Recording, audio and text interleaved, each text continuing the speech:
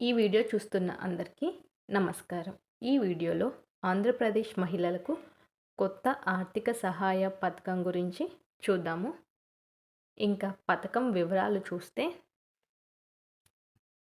ఆంధ్రప్రదేశ్ ప్రభుత్వం దసరా కానుకగా మహిళలకు నెలకు 1500 అందించే కొత్త పథకాన్ని ప్రారంభించనుంది. ఈ పథకం మహిళల ఆర్థిక అభివృద్ధికి మరియు చిన్న వ్యాపారాలు ప్రారంభించడానికి సహాయపడుతుంది.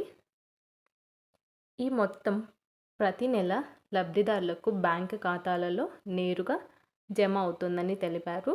ఇది ఒక పెన్షన్ లాగా ఉంటుంది. మహిళలకు ఆర్థికంగా సహాయం అందిస్తుంది. ఈ పథకం ఎస్సీ, ఎస్టీ, బీసీ, మైనారిటీలు మరియు జనరల్ వంటి అన్ని వర్గాల మహిళలకు వర్తిస్తుంది. అర్హతలు ఏముండాలి ఈ పథకం కింద డబ్బులు పొందాలి అని చూస్తే, 18 నుంచి 60 సంవత్సరాల మధ్య వయసు ఉండాలి. రేషన్ కార్డ్, ఆధార్ కార్డ్ మరియు బ్యాంక్ ఖాతా తప్పనిసరి. వివాహితులు మరియు అవివాహితులు కూడా అర్హులే. పెళ్ళి కాని వాళ్ళు, పెళ్ళైన వాళ్ళు అందరూ అర్హులే. కానీ వయసు 18 నుంచి 60 ఉండాలి. ఒక కుటుంబంలో అర్హులైన మహిళల సంఖ్య పరిమితి లేదు. కుటుంబంలో 2-3 ఉంటే అందరికీ వస్తుంది, ఒక్కరికే వస్తుందని కాదు. ఆశా మరియు అంగన్వాడీ కార్యకర్తలు ఈ పథకానికి అర్హులు కారు.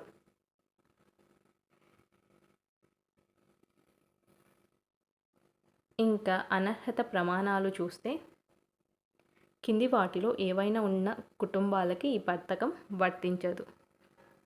అంటే సంవత్సరానికి 300 యూనిట్లకు మించి విద్యుత్ బిల్లు ఉండకూడదు.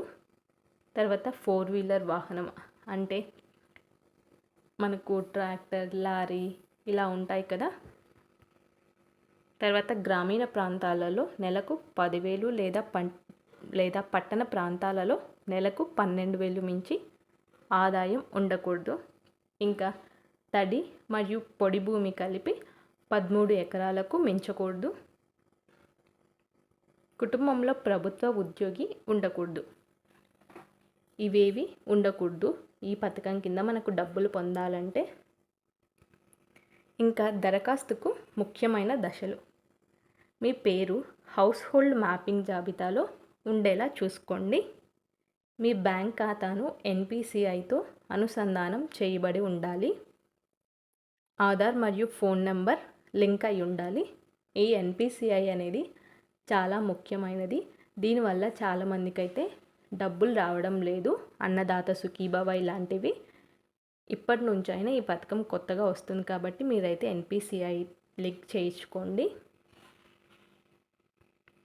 ఇంకా కేవైసీను గ్రామ వార్డు సచివాలయంలో లేదా సొంత మొబైల్ ఫోన్లో పూర్తి చేయండి. ఇది అన్నమాట ఈ పథకం గురించి వచ్చిన సమాచారం, లేటెస్ట్ అప్డేట్స్. ఇలాంటి మరెన్నో సమాచారాల కోసం మన ఛానల్ని సబ్స్క్రైబ్ చేసుకోండి. Thanks for watching.